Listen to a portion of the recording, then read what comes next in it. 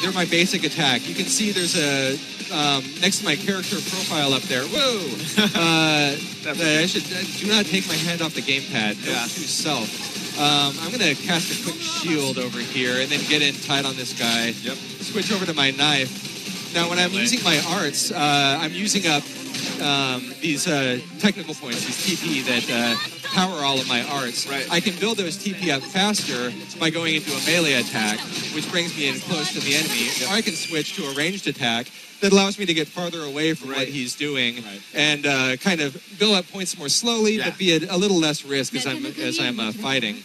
Now, I keep doing this thing where I'm taking my hand off the gamepad. That didn't work out so well for me a moment ago. Like, battles in Xenoblade on the Wii were real-time as well. And anybody who had played the game already probably recognized some familiar elements to the UI they saw there. That arts palette along the bottom. But, yeah, everything happens in real time, and including those B-button events, to get yourself little bonuses. There's no turn-based, waiting for turns, like you see in a lot of more traditional Japanese RPGs. I want to talk about that quick B-button thing that we did. That was, in the Japanese, they're calling it a soul voice. That soul voice is something that your partner shouts out to you in combat. And if I get that timing right, I get a benefit. In this case, I would have got hit points back. There's no way to heal other players using your arts. You can shield yourself, you can heal yourself, but there's nothing that you can do about your partners except with that soul voice. So I need to be paying pretty good attention to what's going on, and I need to be taking advantage of those opportunities. Yep.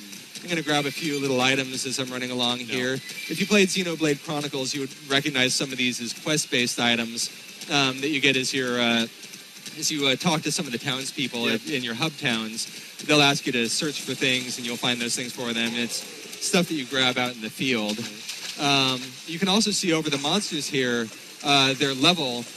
That's a good indicator of, whether you'll be able to take them out at this time. I could probably chase those guys down. They look so harmless, though. We should get to that. That thing. I want to get to the big open areas here. I want to show everyone how expansive this world can be. So I'm just going to chase these guys down.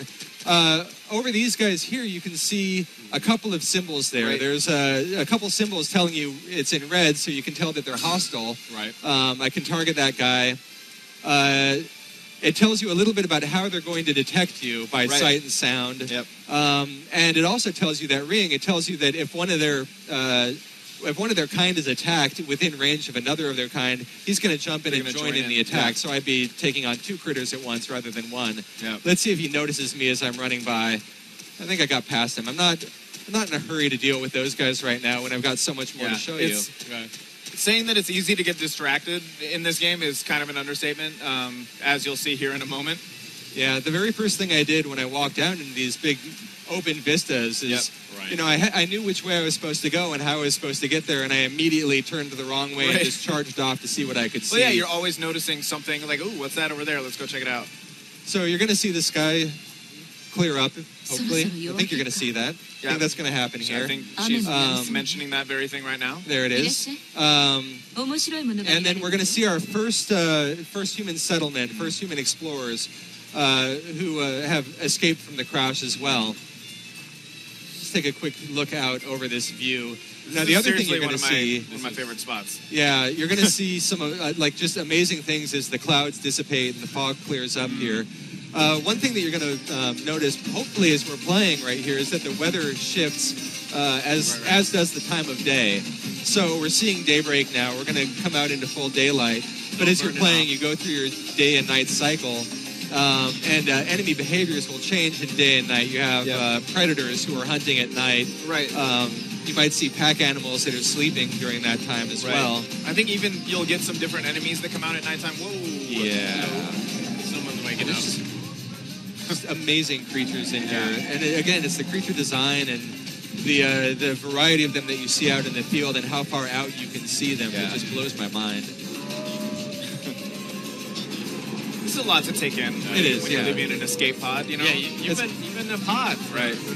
And it's kind of a lot to cover. We also have different weather patterns in the game. The thing about this ARC ship is that the first people to come out of stasis and start getting into action it's the military people. Right. But they know that military people know that they're very good at a specific set of things, but they also need a broader range of talents to get civilization back up and running.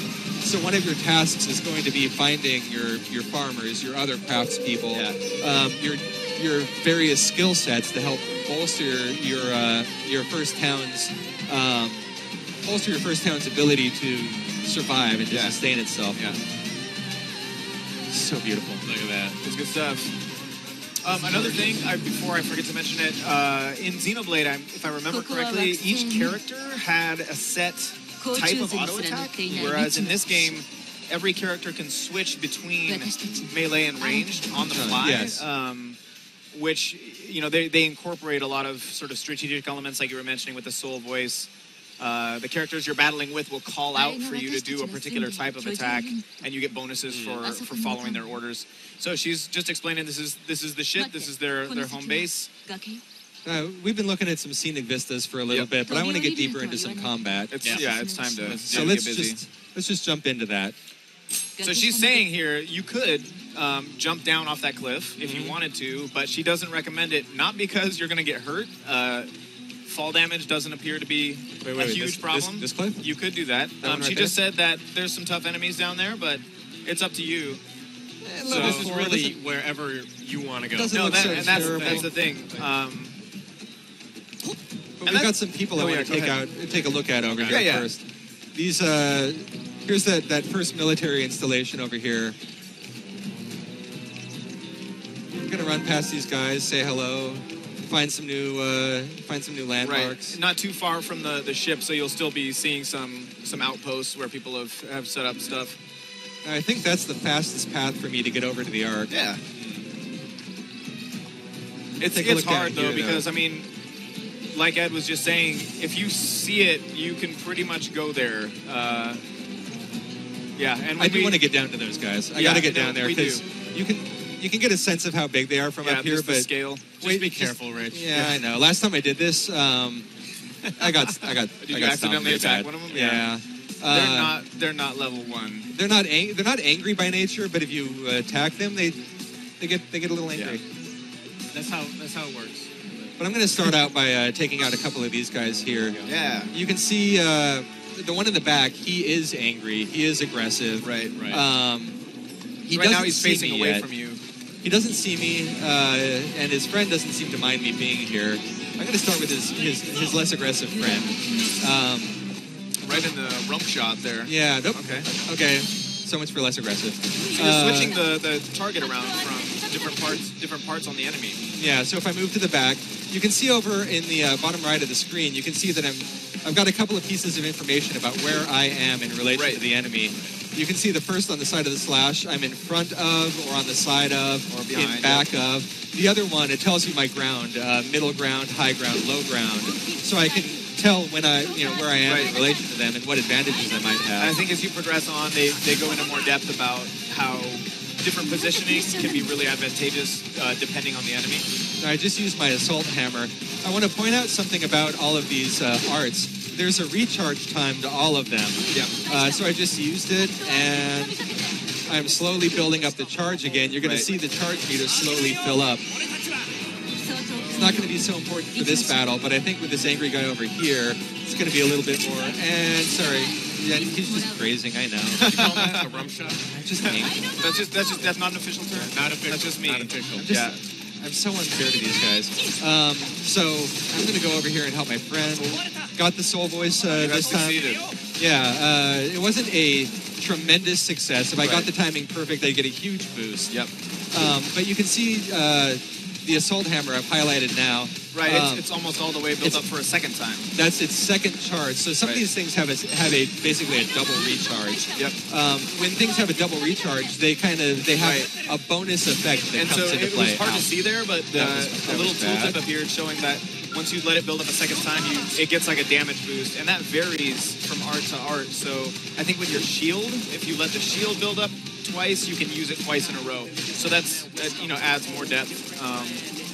People who love mastering battle systems and customizing things to get their sort of NPC player characters, you know, doing exactly what they want are going to love this game. There's a lot of that type of customization. That guy's a little big. I think I'm going to stay away from the big guy for now. Were you going to go down to the lake? In a minute, yeah, Okay. yeah. I just want to wake him up. Soul voice to wake him up, and he's up now. Now I have, because I leveled up, I have earned another art here that automatically jumps into my arts palette. Nice. Oh, right. That just dropped in. That was the one you were just using. Fire Burst, I think they're calling it. And having a little bit of a better time with this guy, partially because he wasn't really expecting me to come at him like that. Those orange dialogue boxes that keep showing up are, you know, your partner Elma is calling out to you and like encouraging you to use specific arts and attacks. And there are different triggers for all of those soul voices as you acquire more party members. Just picking up some items, some gear. Yep. Yeah.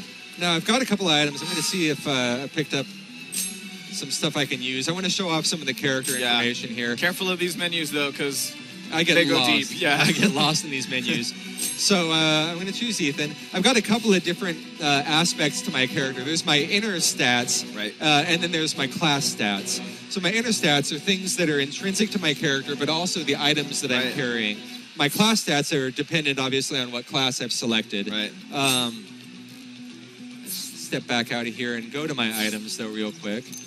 Let's see. So go to my inner, go to my character, and it says I've got a couple of new items here. So I'm going to switch from my my current gun to this new gun that has a thing in Japanese of 6, Ethan. That's just the attack power. It's an attack power of 6. Okay. Thank you. And then I'm going to switch to that one. You'll see it visibly represented on my character too. Got you can see already there's sort of stats galore. You know, you can fine tune things all you want if you're into that. I'm going to go for a new weapon or a new body armor here as well, which you can see represented on my character too.